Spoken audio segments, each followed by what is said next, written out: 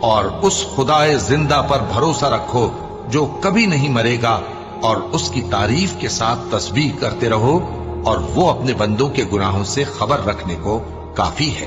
وہی جس نے آسمانوں اور زمین کو اور جو کچھ ان دونوں کے درمیان ہے 6 دن میں پیدا کیا، پھر عرش پر جلوہ افروز ہوا۔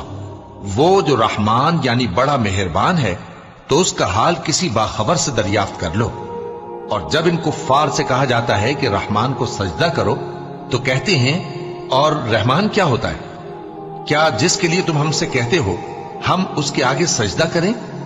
اور وہ اس بات سے اور بدکتے ہیں۔